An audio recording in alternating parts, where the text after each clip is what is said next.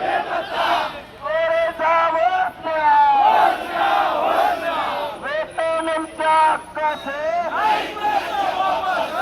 Pension आमच्या कष्टाचे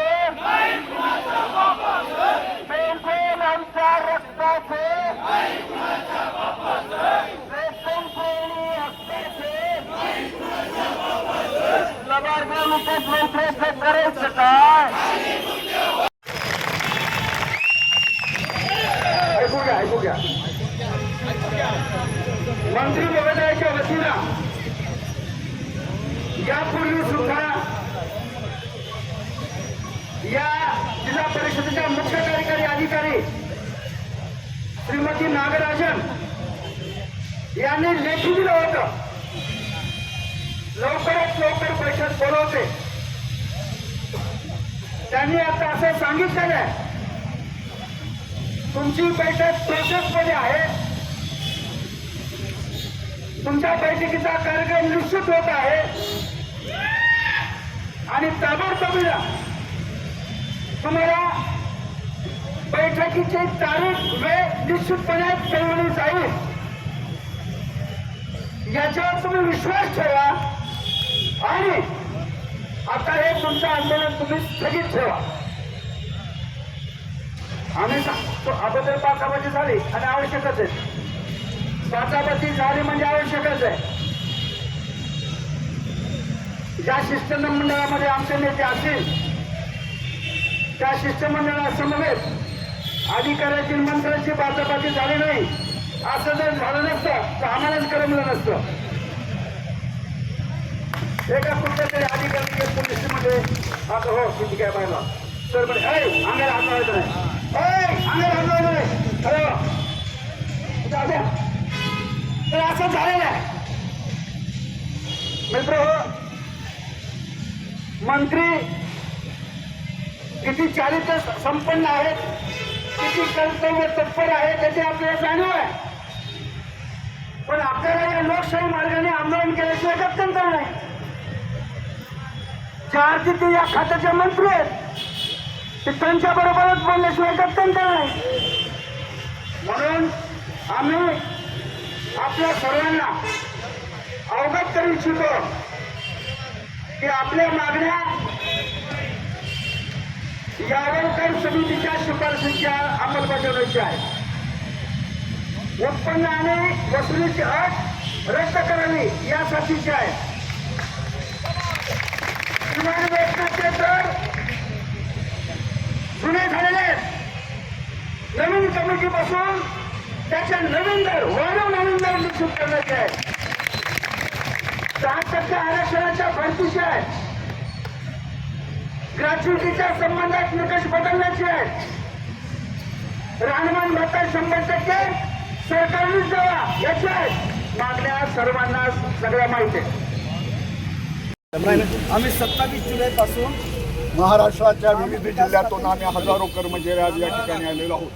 यापूर्वी या शासनाला जाग आणण्यासाठी आम्ही अनेक मोर्चे काढलेले आहेत. आमच्या मागण्या नव्या काहीच नाहीत. आम्ही ज्या लढा करून मिळवलेल्या मागण्या आहेत त्या मागण्याची अंमलबजावणी करा असं आम्ही सांगतोय.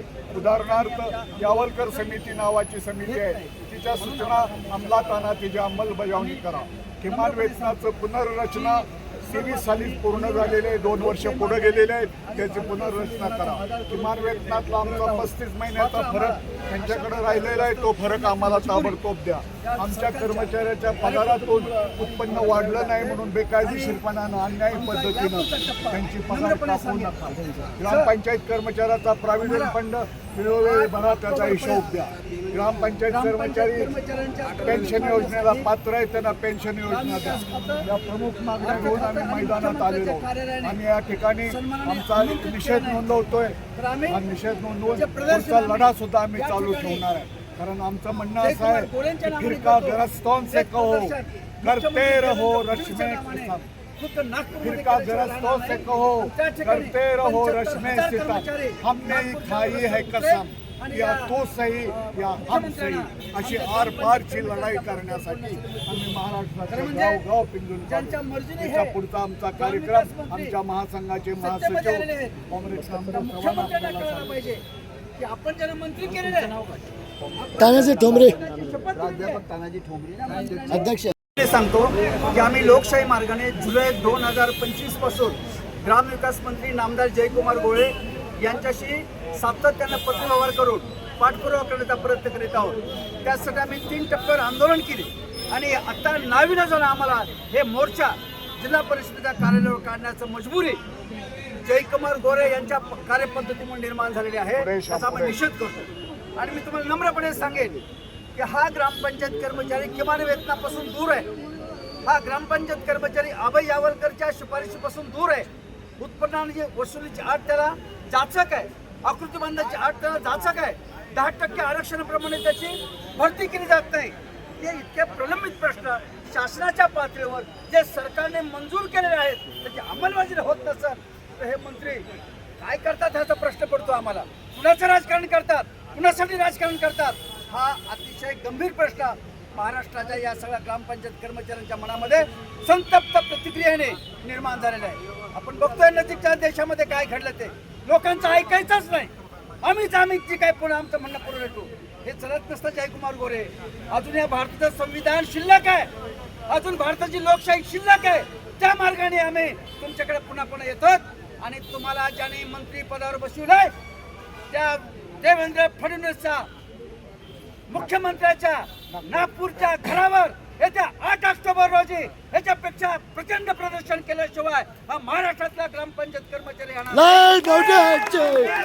महाराष्ट्रातला 75,000 कर्मचारी 8 ऑक्टोबर रोजी देवेंद्र फडणवीसच्या घरावर चाल करून जाईल आणि चलो नागपूर घोषणा देऊन आपले प्रश्न सोडवल्याशिवाय राहणार नाही. हे जयकुमार गोरे समजून घ्यावं असं मला नम्रपणे सांगायचं. जयकुमार गोरे आपल्या आंदोलनाचे काय दखल घेण्यासाठी आले होते का? नाही आले होते. आम्ही लेखी निवेदन गेले 3 महिन्यापासून देत आहोत.